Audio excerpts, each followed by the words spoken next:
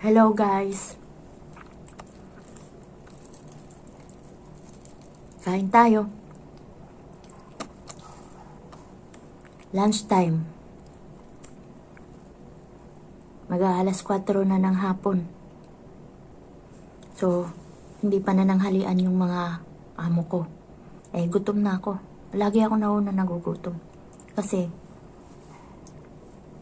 yung alaga ko, nagigising sa umaga. Kakain kami, alas 9, alas 8. Sila, nag-aalmusal sila, alas 12, launa. So, hindi sila gutom. Kami gutom.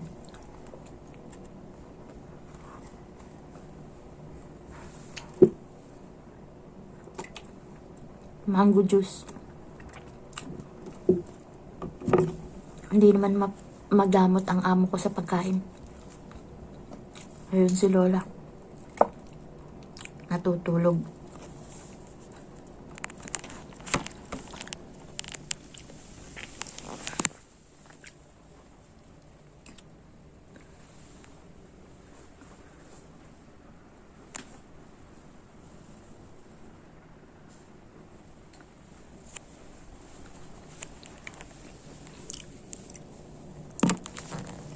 Kaya dito ako kumakain sa kwarto.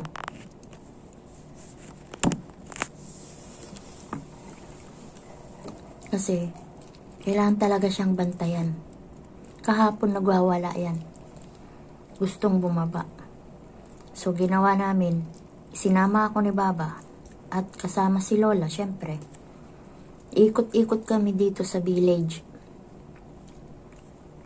para antukin. Pero wala, maghapon, magdamag, hindi natulog. Ganun din ako. Kasi nag-aalaga ako eh. Kung hindi siya matulog, hindi ako matutulog. Pag tulog siya, tutulog din ako. Pero hindi ko makuha matulog ng matagal. Lalo na sa gabi. Kasi tumatakas nga.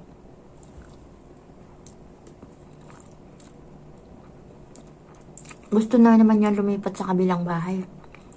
Hanapin daw niya yung mga anak niyang babae. Ang mga anak niyang babae, nasa Riyadh at Abha. Ang mga babae kasi, kapag nag-asawa, malayo na. At mga lalaki talaga ang mag-aaruga sa nanay. Yan ang patakaran nila dito, mga kabayan, mga kabs.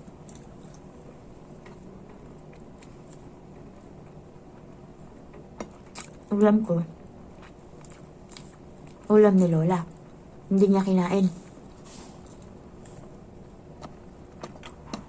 So, hindi ako papayat dito. Ang pagkain kasi, hindi mahigpit. Pero minsan, bumibili rin kami ng pagkain namin. Kasi nakakasawa ang manok.